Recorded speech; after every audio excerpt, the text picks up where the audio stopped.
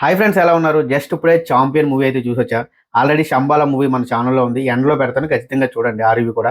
ఇకపోతే ఈ champion movie గురించి మాట్లాడాలంటే, చాంపియన్ అనే మూవీ చాలా పెద్ద సినిమా. చాలా పెద్ద కథ. చాలా గ్రాండ్‌గా ఉంది. అండ్ చాలా బాగుంది సినిమా కూడా. చాలా మాట్లాడాలి ఈ సినిమా గురించి, డీటెయిల్‌గా మాట్లాడుకుందాం. గైస్, నా తరపున ఒక రిక్వెస్ట్, మీరు గనుక ఇంకా మన ఛానెల్‌ని సబ్స్క్రైబ్ చేసుకోకుండా చూస్తూ ఉంటే ఛానెల్‌లో ఉన్న కంటెంట్‌ని చూడండి, నచ్చితే సబ్స్క్రైబ్ అయితే చేయండి. స్టోరీ లైన్ ఏంటంటే, స్వతంత్రం రాకముందు అంటే 1947లోనే ఈ హైదరాబాద్ ప్రాంతాన్ని నిజాం కానివ్వండి, ఆ రజాకార్లు కానివ్వండి, ఏ విధంగా పాలించాలనుకున్నారంటే, పాకిస్తాన్‌లో ఒక ఇండిపెండెంట్ దేశంగా ఉండిపోదాం అని చెప్పి ఐక్యరాజ్య సమితికి లెటర్ పెట్టుకొని అక్కడ వాళ్ళ అరాచకాలు అయితే చేస్తూ ఉంటారు. సో అలాంటి వాళ్ళని బైరాన్పల్లి గ్రామస్తులు ఏ విధంగా ఎదుర్కొన్నారు, అందులో మన హీరో ఎలా వచ్చాడనేది ఈ సినిమా యొక్క మెయిన్ ప్లాట్.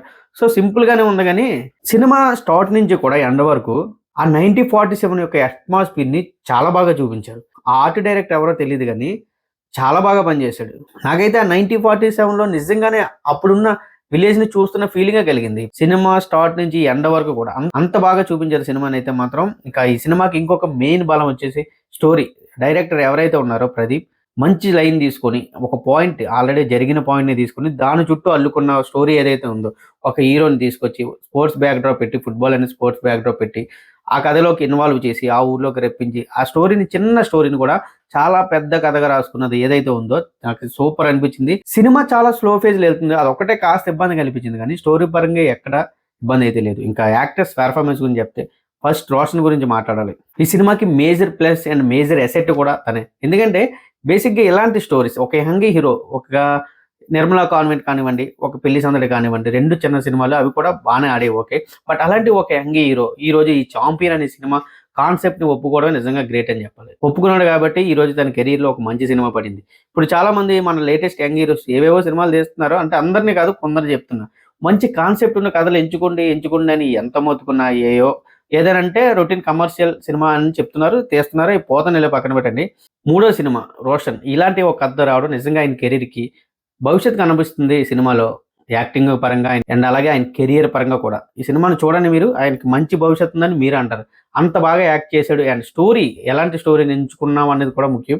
ఇకపోతే అనశ్వర రాజన్ చాలా క్యూట్ గా చూపించారు ఆమెని హీరోయిన్ క్యారెక్టర్ లో. ఆ విలేజ్ అట్మాస్ఫియర్ కి, ఆ 1947 బ్యాక్ డ్రాప్ కి పర్ఫెక్ట్ గా సెట్ అయింది అండ్ పర్ఫెక్ట్ గా యాక్ట్ చేసి, నాకైతే రోషన్ ని, అనశ్వర రాజన్ ని ఒకే ఫ్రేమ్ లో చూసిన ప్రతి సీన్ కూడా చాలా బాగా అనిపించింది. ఆ లవ్ స్టోరీ కూడా చాలా క్యూట్ గా ఉంది. ఆ ఉన్న కొన్ని సీన్స్ ని కూడా చాలా బాగా తీశారు. వాళ్ళిద్దరు కలిసినప్పుడల్లా ఒక తెలియని ఫీలింగ్ అయితే కలిగేది. ఇకపోతే ఈ సినిమాలో ఉన్న క్యారెక్టర్లు అయితే అన్నీ కాదు, చాలా క్యారెక్టర్లు ఉన్నాయి. వెన్నెల కిషోర్ గారు ఉన్నారు, ఆయన క్యారెక్టర్ వరకు ఆయన బాగా చేశారు. ప్రకాష్ రాజ్, ఎవ్రీథింగ్, ఒకళ్ళిద్దరనే కాదు, ప్రతి ఒక్కరు కూడా ఆ సినిమాకి ఎంతవరకు పెట్టగలరో ఎఫర్ట్స్ అంతవరకు పెట్టారు. ఈ సినిమాలో మైనస్ లేవని చెప్పాలంటే, బీజిఎం అండ్ బ్యాక్గ్రౌండ్ స్కోర్ నాకు పెద్దగా అనిపించలేదు. సాంగ్స్ బాగానే ఉన్నాయి. సాంగ్స్ కూడా విలేజ్ నెగిటివిటీ తగ్గట్టు అప్పట్లో సాంగ్స్ ఎలా ఉంటాయో అలానే ఉన్నాయి. కానీ ఆ బీజిఎం దగ్గర కొన్ని చోట్ల, ఎస్పెషల్లీ అండ్ బ్యాక్గ్రౌండ్ స్కోర్ దగ్గర అంత ప్రాపర్ గా సెట్ అవ్వలేదేమో అని ఫీలింగ్ కలిగింది. ఈ సినిమాకి ప్రీ ఇంటర్వెల్ ఏదైతే ఉందో, ఫైట్ ఉంటుంది నెక్స్ట్ లెవెల్. అంటే అక్కడ ఎలా ఉంటుందంటే, ఒక్కసారిగా సైలెంట్ గా వెళ్తున్న సినిమాని అలా లేపారు ఒక్కసారిగా. అలాంటిది ప్రీ ఇంటర్వెల్ ఎలా పెట్టామని క్లైమాక్స్ పెట్టారో లేదో నాకు తెలియదు కానీ, క్లైమాక్స్ లోని ఆల్మోస్ట్ సగం ఫైట్ అయిపోయాక హీరో రావడం అనేది నాకు అంత సింక్ అనిపించట్లేదు. అండ్ ఆ వచ్చిన తర్వాత కూడా విపరీతంగా దారుణంగా కొడతారు అండ్ మళ్ళీ హీరో లేసి ఫైట్ చేస్తాడు.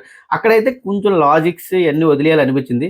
అంటే సినిమాని ప్రాపర్ గా ఎండ్ చేయాలన్న వాళ్ళ ఉద్దేశం ఏదైతే ఉందో ఆ విధంగా తీశారని ఫీలింగ్. అంటే హీరోకి అక్కడ ఎలివేషన్ పడాలి కాబట్టి ఇవ్వాలి ప్రాపర్ గా, అంటే వాళ్ళ మైండ్ లో ఇలా ఉంటది కదా సినిమా తీయాలని. సో అందువల్ల ఇలా చేశారని అనిపించింది. సో క్లైమాక్స్ ఫైట్ ఏదైతే ఉందో, క్లైమాక్స్ 30 మినిట్స్ కూడా లాజిక్స్ అన్ని వదిలేయాలని అనిపించింది నాకైతే. వదిలేస్తేనే ఆ సినిమా మీకు కనెక్ట్ అవుతుంది. లేదంటే మళ్ళీ అక్కడ ఏంట్రా బాబు, ఎంత ఓవర్ పెట్టారు, ఎంత ఓవర్ డూప్ చేశారని ఫీలింగ్ అయితే కలుగుతుంది. సో అదొక్కటే కాస్త మైనస్ అనిపించింది. కానీ పెర్ఫార్మెన్స్ వైజ్ కానివ్వండి, డైరెక్షన్ వైజ్ కానివ్వండి, ఎవ్రీథింగ్, చాంపియన్ అనేది నిజంగా ఒక చాంపియన్ మూవీ లాంటిది. చాలా రేర్ గా వస్తాయి ఇలాంటి సినిమాలు.